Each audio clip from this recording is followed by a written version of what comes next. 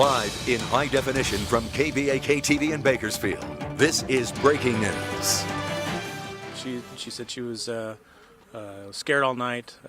She apparently had hid in an old barrel out in the middle of the desert. Now we're working on reuniting her with family right now.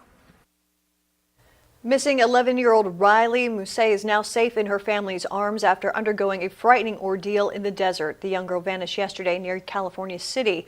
Now there's optimism she'll make a speedy recovery.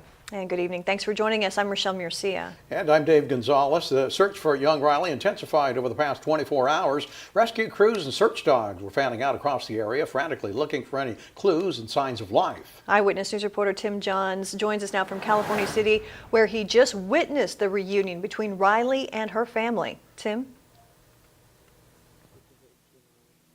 That's right, Dave. Rochelle. As you said, I'm here in the middle of the desert, about 5 miles north of Cal City, and I'm also joined by California City Police Chief Eric Hurtado, who was leading the effort to find young Riley and reunite her with her family. Chief, what does this mean for the community that we've had a successful reunion? It'll be a very good night.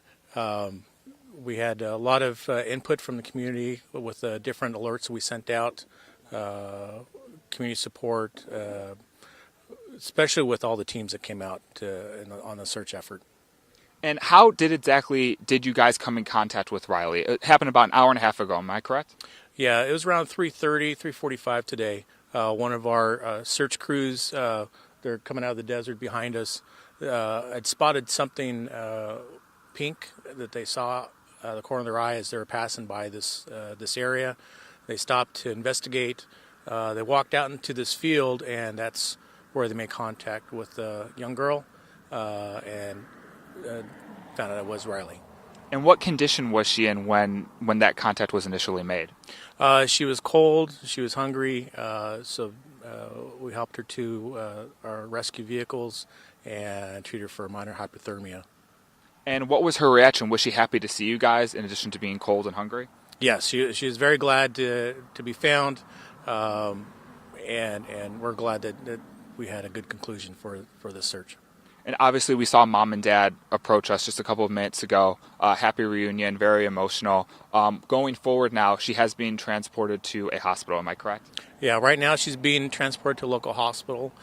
She'll be going through a series of evaluations to treat her for the mild hypothermia and any other conditions that she could have resulted from the search from tonight. Right, and I know you only briefly got to talk to her, but was there any indication of why she had run away? I know this was not the first time that this has happened before. She actually had said she was trying to find her mother. We got word about an hour ago that her mother did not have a home. She was staying somewhere in Lancaster, and actually some of our members did locate her, so we gave her the word that her mother had been found. She'd been going through some tough times, and apparently Riley was on her way to go see her. And Chief, tell me a little bit about the volunteers. I know, as you said, that this was really a team effort here, and it took all of you guys to help bring Riley home safely and successfully. Can you tell me a little bit about all the volunteers who were involved, please? Sure. We had requested and received a lot of assistance, especially from the Kern County Sheriff's Department. They sent 2 search teams along with other members, California Highway Patrol, our city's Desert Incident Response Team, and Mercier Ambulance helped us initially on the search. Awesome. Guys, it's been a really emotional day here in California City. As we said, 11-year-old Riley is safe now with her family en route to the hospital. But for now, Dave and Rochelle, I'm going to toss it back to you. I'm reporting live outside of California City. Tim Johns, Eyewitness News. Grateful for a happy ending. All right, Tim, thank you. In other news tonight, President Trump and North Korean leader Kim Jong-un will have a second face-to-face meeting sometime next month. Natalie Brandt has more on this story. President Trump and North Korean leader Kim Jong-un are planning a second summit in late February. We've had very good steps in good faith from the North Koreans in releasing the hostages and other moves, and so we're going to continue those conversations, and the president looks forward to his next meeting. The announcement came after an hour-and-a-half long meeting between the president and North Korean negotiator Kim Young-chol. Kim Yong-chol also had a morning meeting with Secretary of State Mike Pompeo at a Washington hotel. Thursday, the Trump administration released its missile defense review. The report called North Korea's weapons arsenal an extraordinary threat. This is something that has not been able to be resolved for over 30 years, and I don't think it's something that President Trump can resolve in the next 2 or 3 months. Balbina Huang worked on North Korea-related issues as a former senior advisor at the State Department. She says this second meeting is more important than the first and that the president needs to walk away with tangible agreements from Kim Jong-un towards denuclearization. That has to be the basic minimum standard of the next summit. With details and Yes, with details. more concrete steps. That's right. I mean, it can't be another meeting just to have a photograph and a nice feel-good summit. Vietnam is a likely location for the next summit. The White House says details will be announced at a later time. Natalie Brand, CBS News, the White House. President Trump says he's ready to make an announcement on border security. He tweeted about it this afternoon, calling the border situation a humanitarian crisis. He also mentioned the partial government shutdown. President Trump will make his announcement tomorrow at 3 o'clock from the White House. Business at Alta Sierra Ski Resort is off to a pretty good start this year. The resort is seeing more snow than usual, attracting business to the area. Eyewitness News reporter Janet Casada is here with more on this. Janet? That's right. Well, every weekend, Mother Nature seems to keep giving Alta Sierra more snow, attracting more businesses to the ski resort as well as to other local businesses in Kern Valley.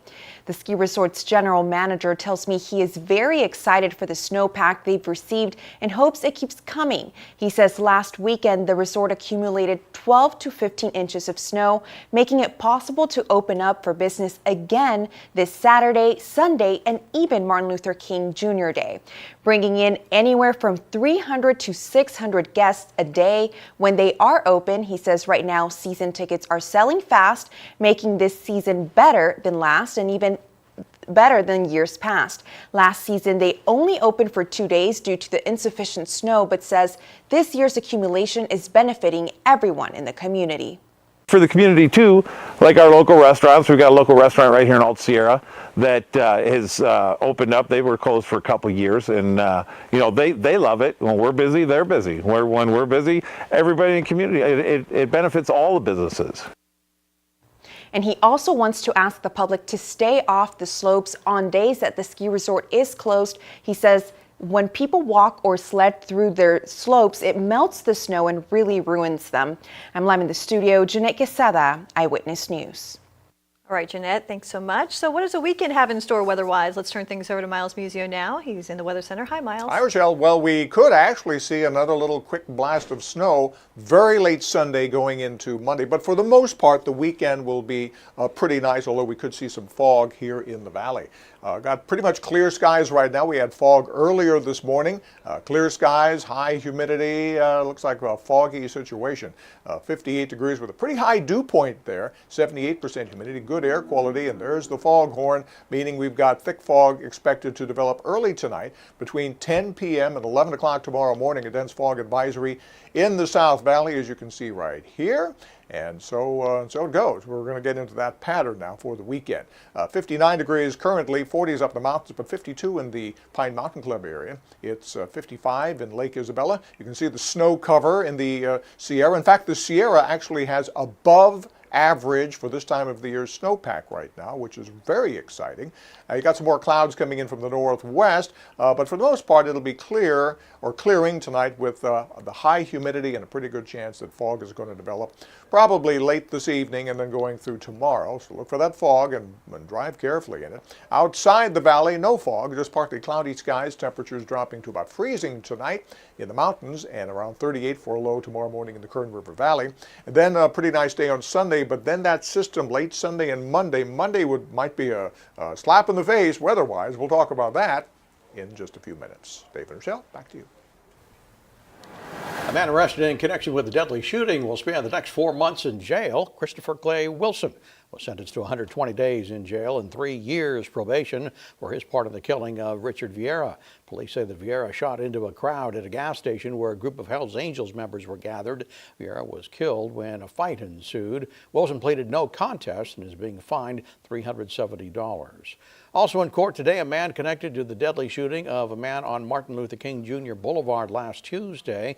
21-year-old Israel Rubio told a judge that he is not guilty.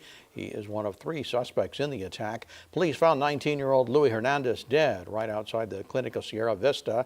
Officers found and arrested 1 suspect on Thursday, while the other is still on the loose. This morning, Governor Gavin Newsom met with TSA agents and other federal workers affected by the partial government shutdown.